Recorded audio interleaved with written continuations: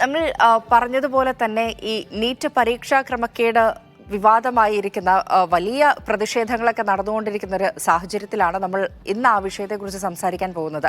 ഇപ്പോൾ ഒരു അന്വേഷണ റിപ്പോർട്ട് കേന്ദ്ര വിദ്യാഭ്യാസ മന്ത്രാലയത്തിന് സമർപ്പിച്ചു എന്നുള്ളതാണ് ഇത് സംബന്ധിച്ച് പുറത്തുവരുന്ന ഏറ്റവും പുതിയ വാർത്ത എന്ന് പറയുന്നത്. അപ്പോൾ ഈ ഘട്ടത്തിൽ ഏറ്റവും കൂടുതൽ ഈ ഒരു സമയത്ത് ഉയർന്നു കേൾക്കുന്ന ചോദ്യം എന്നുള്ളത് കട്ട് ഓഫ് മാർക്ക് അത് കഴിഞ്ഞ തവണത്തേക്കാൾ കൂടും എന്നുള്ളതാണ്. അപ്പം ഈ നിലവിലെ ഈ പരീക്ഷ റാങ്കും മാർക്കും വന്നതിന്റെ അടിസ്ഥാനത്തിൽ ഇതിന്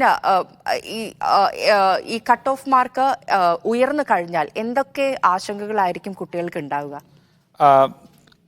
എല്ലാ വർഷവും നമ്മൾ നീറ്റ് പരീക്ഷയെ കഴിഞ്ഞൊരു 4-5 വർഷമായിട്ട് നിരീക്ഷിക്കുന്ന ഒരാളാണ് ഞാൻ. എല്ലാ വർഷവും കട്ട് ഓഫ് മാർക്ക് പടിപടിയായിട്ട് ഉയർന്നു വരുന്നുണ്ട്. ഈ വർഷം അതിൽ ഒരു ഹ്യൂജ് ജമ്പ് ഉണ്ടാവാനുള്ള സാധ്യതകൾ ആദ്യം തന്നെ പ്രെഡിക്റ്റ് ചെയ്യപ്പെട്ടതാണ്. അപ്പോൾ നമ്മൾ കഴിഞ്ഞ തവണത്തെ ഒരു റിസൾട്ടുകൾ നമ്മൾ നോക്കുകയാണെങ്കിൽ കഴിഞ്ഞ തവണ ഒരു കേരളത്തിൽ ഒരു 630 അല്ലെങ്കിൽ 625 മാർക്കിന്റെ എബോവ് ഉള്ള കുട്ടികൾക്ക് MBBS കിട്ടിയിരുന്നു. ഞാൻ പറയുന്നത് ഒരു ജനറൽ OBC കാറ്റഗറിയിലുള്ള കുട്ടികളുടെ കാര്യമാണ്. SC ST ആകുമ്പോൾ അതിനേക്കാളും ലോവർ ആയിട്ട് ജനറലി പോകും. അതേപോലെ തന്നെ ഓൾ ഇന്ത്യ കോട്ടയിൽ ഒരു 610 മാർക്ക് ആൻഡ് എബോവ് ഉള്ള കുട്ടികൾക്ക് MBBS കിട്ടിയിരുന്ന രീതിയിലാണ് കഴിഞ്ഞ വർഷം ഉണ്ടായിരുന്നത്. ആക്ച്വലി 5 വർഷം മുമ്പ് നോക്കുമ്പോൾ ഇതൊരു 550, 560 ഒക്കെ ആയിരുന്നു എന്ന് കാണാൻ സാധിക്കും. So there is A huge jump. കഴിഞ്ഞ വർഷത്തിലോട്ട് തന്നെ വലിയൊരു ജമ്പ് ഉണ്ട്. ഇത്തവണ മാർക്കിൽ വലിയൊരു ഇൻഫ്ലേഷൻ വന്നിട്ടുണ്ട്. ഇപ്പൊ ക്രമക്കേടുകൾ ആരോപിക്കുന്നതിന് കൂടെ തന്നെ നമ്മൾ മനസ്സിലാക്കേണ്ട കാര്യമാണ് ഇത്തവണ എക്സാമിൽ ഒരുപാട് സിലബസ് ഡിലീറ്റ് ചെയ്തിട്ടുണ്ട്. വളരെ കൺഫ്യൂസിംഗ് ആയിട്ടുള്ള ഇനോർഗാനിക് കെമിസ്ട്രി അതിലെ വലിയൊരു ഭാഗം 25% മൊത്തം സിലബസിൻ്റെത് അവിടെ ഡിലീറ്റ് ചെയ്യപ്പെട്ടിട്ടുണ്ട്. അതേപോലെ തന്നെ കുട്ടികൾക്ക് ഓൺലൈനിൽ റിസോഴ്സസ് കൂടുതൽ അവൈലബിൾ ആണ്. അതുകൊണ്ട് തന്നെ കട്ട് ഓഫ് മാർക്കിൽ വലിയൊരു ജമ്പ് ഇത്തവണ ആദ്യമേ പ്രതീക്ഷിച്ചതാണ്.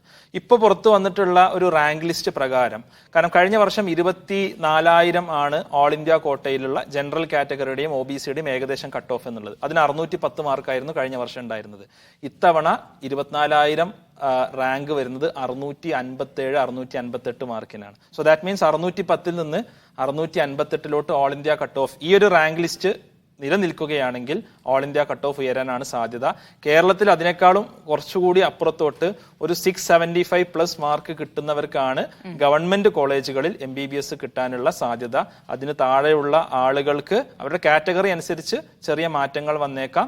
എന്നാലും ജനറലി ഒരു 675+ മാർക്ക് കേരളത്തിൽ വേണം MBBS ഇത്തവണ ഗവൺമെന്റ് കോട്ടയിൽ കിട്ടണമെങ്കിൽ. നമുക്കറിയാം മെഡിക്കൽ ഫീൽഡിലേക്ക് വേണ്ടിയിട്ടാണ് ഈ എൻട്രൻസ് ടെസ്റ്റ് ഒക്കെ എഴുതുന്നത്. ദശലക്ഷക്കണക്കിന് കുട്ടികൾ എഴുതുന്നതാണ്. അപ്പം 1-2 ദിവസത്തെ ഒന്നും അധ്വാനമായിരിക്കില്ല എന്നുള്ളത് നമുക്കറിയാം. വർഷങ്ങളായിട്ട് തന്നെ ചിലപ്പം 10ാം ക്ലാസ് കഴിഞ്ഞ ഉടനെയോ അല്ലെങ്കിൽ 10ാം ക്ലാസ്സിലേക്ക് എത്തിക്കഴിഞ്ഞാൽ ഉടനെ തന്നെ നീറ്റിന് വേണ്ടിയിട്ട് പ്രിപ്പയർ ചെയ്യുന്ന കുട്ടികളൊക്കെ നമ്മൾ കണ്ടിട്ടുണ്ട്, നേരിട്ട് കണ്ടിട്ടുണ്ട്. അപ്പം അങ്ങനെയാണെങ്കിൽ ഈ റാങ്കും മാർക്കിന്റെ ഒക്കെ അടിസ്ഥാനത്തിൽ ഏതൊക്കെ കോഴ്സുകളായിരിക്കും ഇവർക്ക് തിരഞ്ഞെടുക്കാൻ കൂടുതൽ ഉചിതമായിട്ടുള്ളത്? ജനറലി എല്ലാവരും ലക്ഷ്യം വെക്കുന്നത് ഒരൊറ്റ കോഴ്സാണ്, MBBS എന്നുള്ളതാണ്. ഒരു 99% ആളുകളും ഈ പരീക്ഷ എഴുതുന്നവർ ലക്ഷ്യം വെക്കുന്നത് MBBS ആണ്.